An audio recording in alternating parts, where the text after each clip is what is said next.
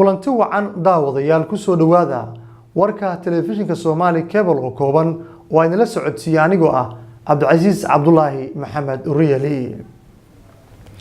Ra'iisul Wasaaraha Xukuumadda Federaalka Soomaaliya Xasan Cali Khayre ayaa ugu baaqay dhalinyarada Soomaaliyeed ee waxbaratay aqoon-yahanada ah in xilligan aysan aqbalin inay u sacabatumaan madax ku mashquulsan laaluush musuqmaasuq qabiil iyo wax isdaba marin.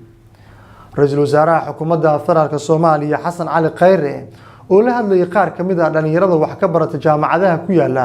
gudaha dalka Suudaan ayaa ugu baaqay dhalinyarada Soomaaliyeed inay ka foojignaadaan in maskaxdooda xilligan ay daba raacdo waxyaabihii dalka Soomaaliya dhibaatada soo galiyay oo ay qayb ka tahay musuqmaasuqa iyo waliba sidoo kale qabiilka waxaana ka codsaday in ay maskaxda ka xuroobaan xilliga hadda lagu jirana aysan aqbalin inay u sacabatumaan madax ku mashquulsan laaluush musuqmaasuq iyo waxyaabo lamida waa inaad u dhaqantaan si ka duwan sidii hore waa inaad iska dhaaftaan qabyaaladda waa inaadan aqbalinina inaad qof u shaqaysaan haddii aad qabiil u shaqaysaan waxaad bixiseen qayb xorriyadiinna ka mid ah haddii aad urur gaar ah ku biirtaan oo aad ururkaas siduu u dhaqmo indhala'aan aqbashaan waxaad bixiseen maskaxdiinna qayb ka mid ah oo xorriyaddii ilaahay idin siiyey aad iska qaateen haddii laydinku shaqaysto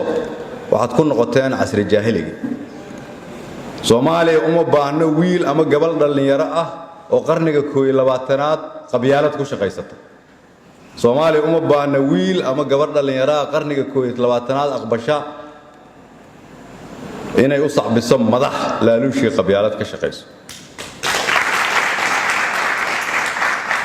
Soomaaliya waxay u baahan tahay qarniga 21aad wiilal iyo gabdho aaminsan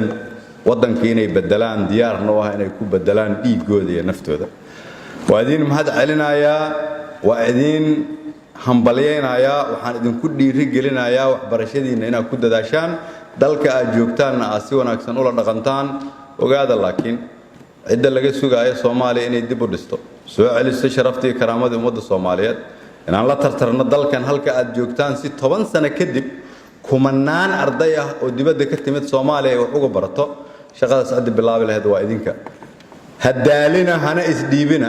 qalbiga adkaysta kuwa idinkoo kale ayaa Soomaaliya xoreeyay xorriyadu waa haysataan idinka dhismihii kaliya la idinka rabaa isqabqabsi iyo buuq dheer kadib dowlad deegaanka Soomaalida Itoobiya waxaa loo doortay madaxweyne cusub oo ah mid aad u da'yar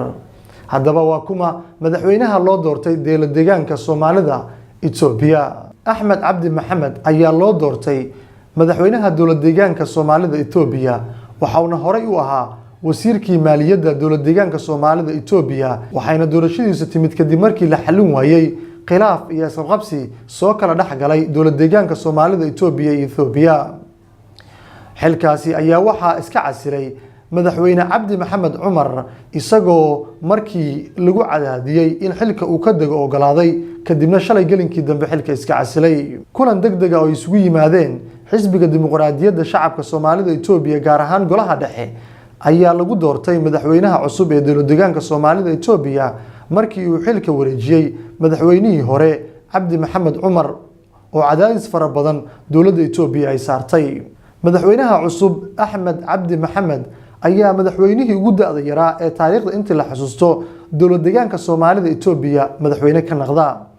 1986 ayuu dhashay waa 32 sano jir waxa uu in muddo ku noolaa dowlad deegaanka Soomaalida Itoobiya isagoo xilal kala duwan ka soo qabtay madaxweynihii hore ee iscasilay Cabdi Maxamed Cumar ayaa isna ku sugan magaalada Jigjiga waxa uu wali leeyahay awood maadaama uu yahay gudoomiyaha xisbiga talada haya haddaba arintani iyo isqabqabsiga waxaa la socday qaar kamid ah dadka Soomaaliyeed oo il gaar u lahaa dadka Soomaalida ah iyo tuhnada ku aadan dhibaatooyinka Itoobiya ay ku hayaan Senator Axmed Cabdi Xafiid Bulsho oo ah senator Soomaaliyeed isla markaana ku sugan magaalada Muqdisho wax badan kala socday xaaladda deegaankaasi ayaan stuudiyaha ku casuunay waxaana wax ka weydiinay sida ay wax u dhaceen iyo qaabka iminka ay wax u soconayaan inna way taageersan tahay oo sida uu nidaamkaas uu wax u wado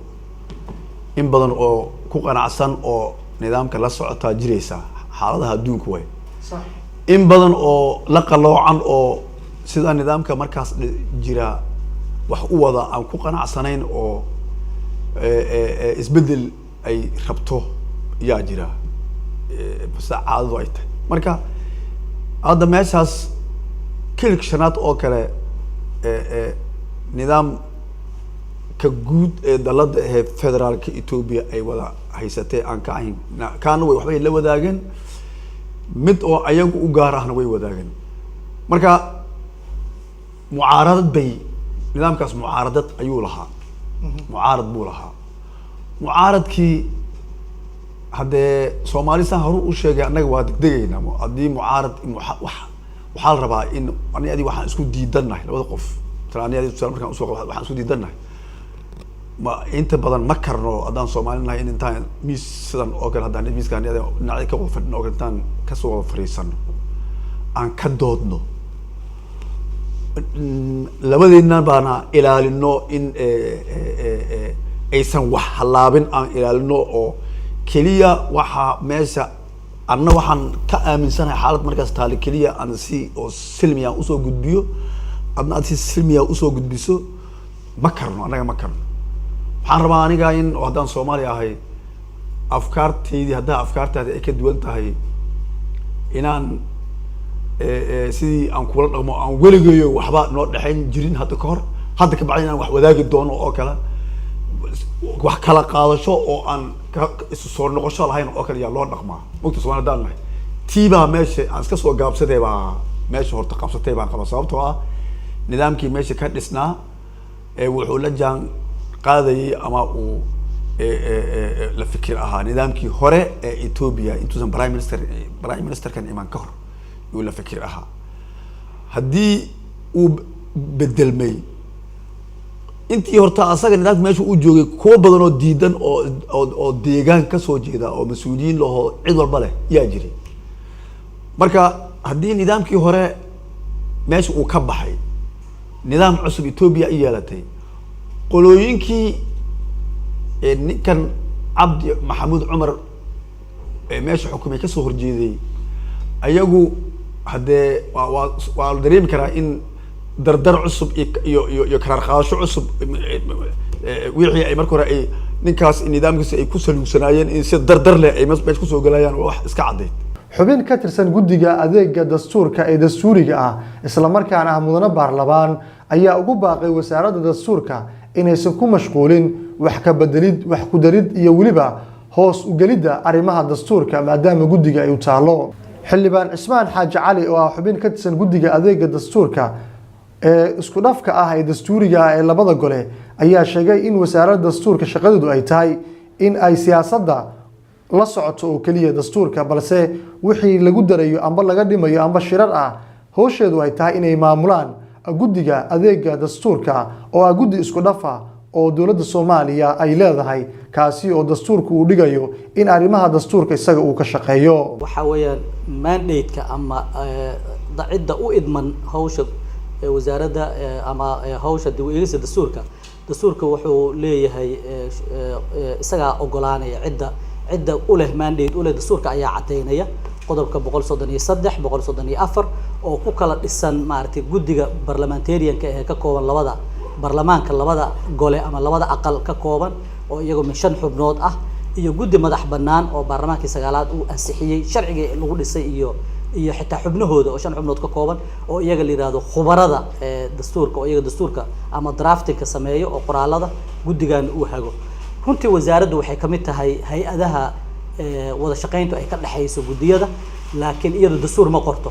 wasaaradda arrimaha dastuurka iyadu mas'uul kama ahan inay hal qodob ama hal article ay qorto ama ay soo drive garayso mana ah waajibaadkeeda mandate-keedana kuma jiro laakiin hadda hawsha dastuurka inta badan waxa wada wasaaradda haddaan aragno shirarka haddii la arko casuumaadaha habsocodka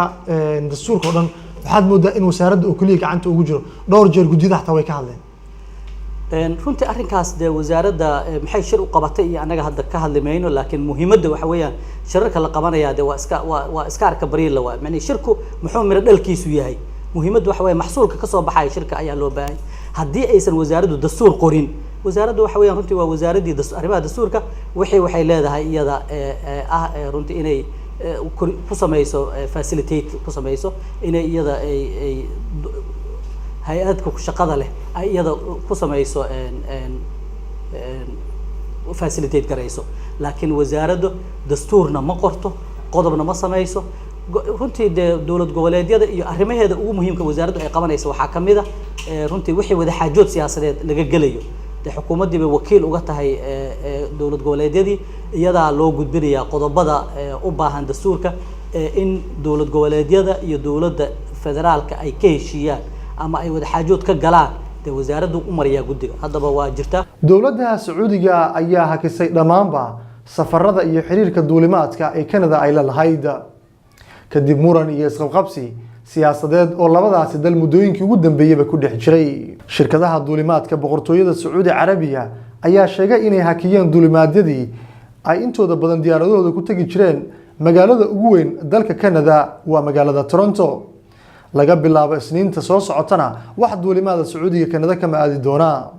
waa talaabadii ugu dambeysay ee muranka diblomaasiyadeed ee si xoogeysanaya ee u dhaxeeya labada dal goor sii horeysay ayaa wasiirka arrimaha dibadda Sacuudiga Adan Al-Jubair waxa uu Canada ku eedeeyay inay faragelin ku hayso arrimaha gudaha Sacuudiga arintaasi oo la xiriirta sida uu tilmaamay inay faragelinayaan arrimaha haweenka iyo dhaqanka Sacuudi Carabiya wasiirka arrimaha dibadda Canada Chrystia ayaa dhankeeda sheegtay inaysan ka tanaasuli doonin marnaba ilaalinta xuquuqda aadanaha iyo midda haweenka waxayna tilmaamtay inay jiraan dad fara badan oo u ololeeya xuquuqda haweenka oo dowladda Sacuudiga ay si xun ula dhaqantay qaarkoodna jeelka loo taxaabay guud ahaan inta ayaan ku soo gabagabeynayaa warka telefishinka Somali Cable oo kooban oo idin la socodsiinayay anigoo Cabdi Cabdullaahi Maxamed Riyali waadna ku mahadsantiin daawashada warka insha Allah